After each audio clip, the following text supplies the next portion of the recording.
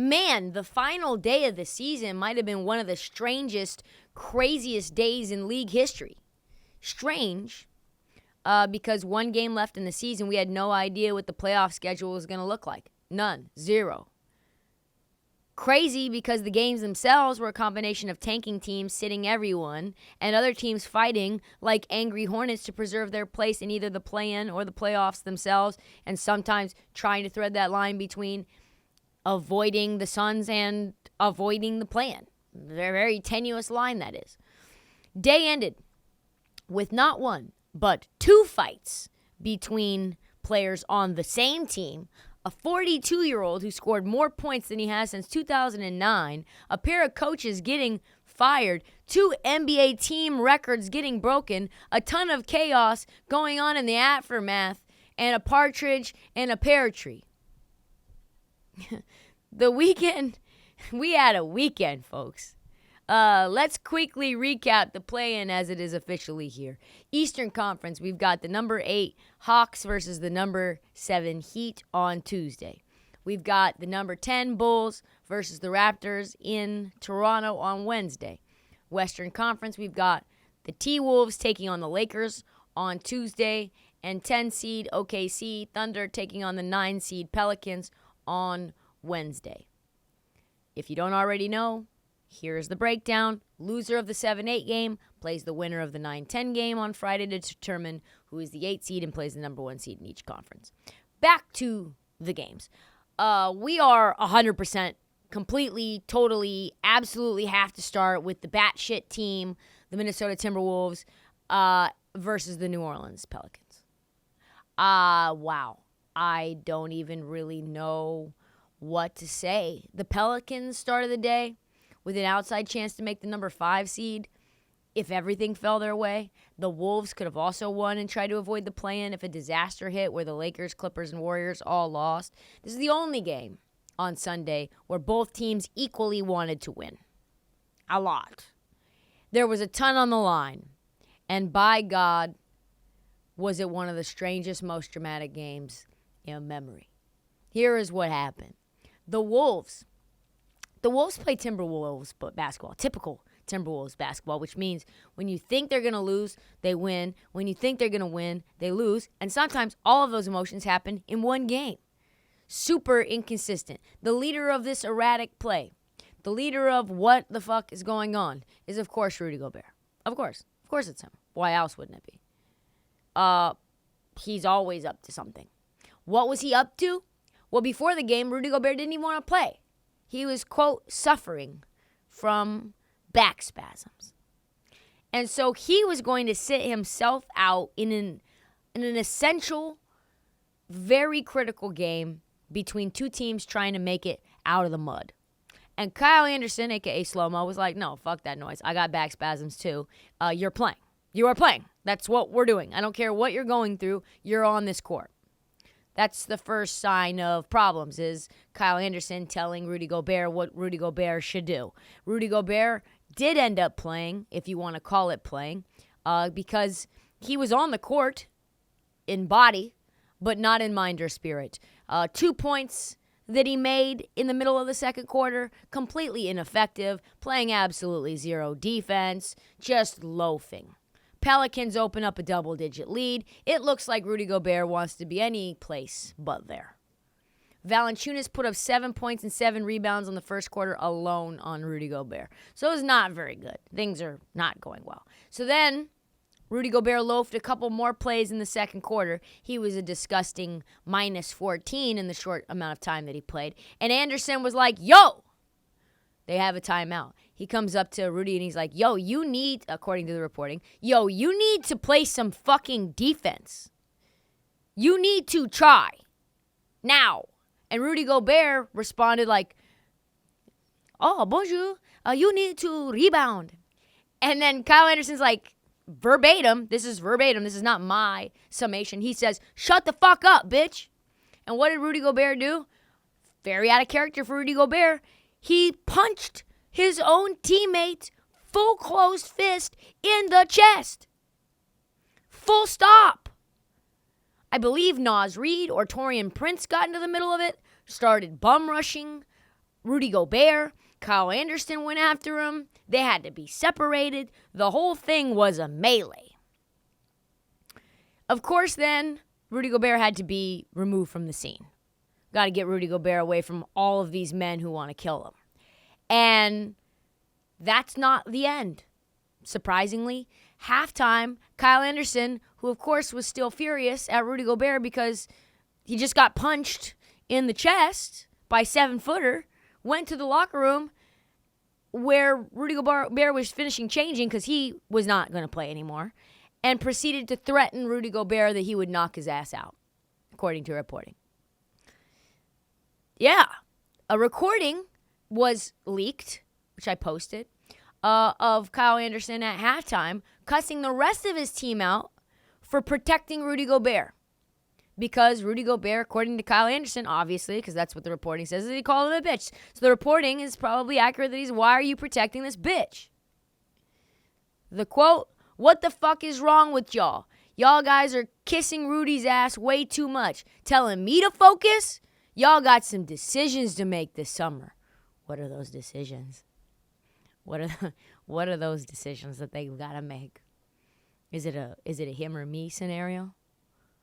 It took GM Tim Connolly and assistant GM Dell Demps coming into the locker room to intervene before we got some sort of Roman Reigns chair on head scenario going down. They had to send Rudy Gobert home, had to remove him away from the arena. It was so bad. Because probably he would have gotten knocked out by someone. If you think that was the end, that on its own right would have been plenty. But there's more. And more impactful things actually happened. Literally, impact. Before the scuffle that was 100% Rudy Gobert's fault, we have wing defender Jaden McDaniels, young stud that Minnesota did not want to trade to Utah. So much so that they added an additional first-round pick to the deal so they didn't have to move Jaden McDaniels, one of the best perimeter wings in the league, averaging 16-4-1 in the last 15 games. Picked up 2 quick fouls in the second quarter and was so mad at himself that he stormed into the tunnel in a fit like Tasmanian devil and let loose a haymaker on a brick wall to no one. What do you think happened? You think he was fine? Do you think everything's good? You think he went out and played the rest of the game? Like the Wolves ended up winning the game because Jaden McDaniels had a phenomenal second half? No. Jaden McDaniels broke his fucking hand. That's what happened. Jaden McDaniels is done. Done. 0 times. Remember that MLB player who was so excited that he broke his own hand after the team made the postseason and he didn't play another postseason game? And I think they got eliminated. I think the kid was for the Brewers. Yeah, this is Jaden McDaniels in the middle of a crucial game to decide play-in seeding. That's Jaden McDaniels. No more time spending playing basketball this year for Jaden McDaniels. He fractured a bone in his shooting hand. Night, sleep mask for you. Maybe one of the dumbest things I've ever heard. Crazy. Jake Fisher, friend of the show, I think 3 days ago, published a piece why the Timberwolves' Jaden McDaniels is the elite defender you need to know more about. Oh, I think we know about him now. I think he's a part of the national zeitgeist at this point. The loss of Jaden McDaniels cannot be overestimated. He's one of 6 players in the league to defend 1,000-plus minutes against NBA All-Stars this season, and now he's gone for the year. I mean, in the history of the world, if you're looking at the battle between cement and fist, cement wins every time. Cement, I think, is undefeated. And guess what? All of this happened, and we didn't even reach the third quarter yet. So things were happening. And then because the Wolves are the Wolves, they lost their center, they lost their perimeter defender, they're down double digits to the Pelicans, who are trying to make it into the 6th seed or better. What do? Somehow Karl Anthony Towns goes crazy. Somehow Ant Edwards goes crazy. Ant Edwards had 5 blocks and 5 steals in the game. Most of that was in the second half. The things that happened with the Wolves are just truly unimaginable. they end up winning that game. Remember, there's a possibility now that they could end up playing the Grizzlies in the first round. If they win their play-in game against the Lakers, who they now play in the first round, first play-in game, which is going to be wild.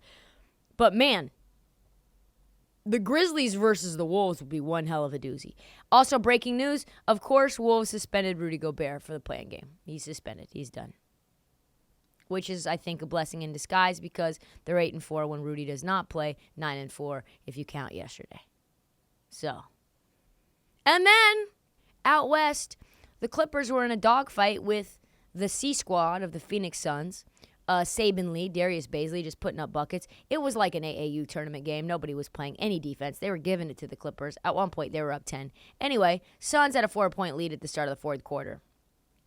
And then Plumlee and Bones Highland, both newcomers at the trade deadline, had words that ended up also getting physical. What? Yeah, it didn't get past shoving, and it immediately intervened. And let's be honest, Plumlee's not probably going to punch anyone because he's Plumlee. And then they had to be separated where they were sitting at opposite ends of the bench for the rest of the game. So beat writer Andrew Greff spoke with Plumlee after the game. Apparently he was pissed because Bones was missing assignments, which is not shocking because Bones has been missing assignments since he's been at VCU. So he missed assignments in Denver, and that was one of the reasons that he was traded. As for the Clippers, it was Kawhi Leonard, it was Russell Westbrook that brought them back to the promised land where now they get a date with the Phoenix Suns' full A squad. Kevin Durant, Devin Booker, Chris Paul, DeAndre Ayton, who you barely beat without them when they were sitting in street clothes. So we're going to have to see how that goes. After the game, Ty Lue says, if you ain't getting it right, fight. Then. And after that, we took off and we played better. Maybe we should do it, a.k.a. fight, more often. They worked it out. Everything is good. The rest of the day, what are we talking about? He said maybe we should fight more often. The rest of the day, the Lakers held off Utah to win. Golden State put up 55 points in the first quarter alone to the Portland Trail Blazers, which is an NBA record, and beat the Blazers by 50, which we'll get to in a bit because there's ramifications of all of the losses that the Blazers have had. I think, which we'll get to as well, I think the Blazers have had 7 combined wins in the last 2 years after the trade deadline. Down in Miami, 42-year-old Udonis Haslem, yes, that's his real age, a.k.a. a walking DNP CD, had played only 64 games in the last 7 years combined. He put up 24 points yesterday in a game, Udonis Haslem. Miami bench, as a whole, put up 111 points, which broke the NBA record held by Toronto of 100 in 2020. Udonis Haslem had 32 points all last season in 13 games. Udonis Haslem, last game of his career, puts up 24. What an end to the season.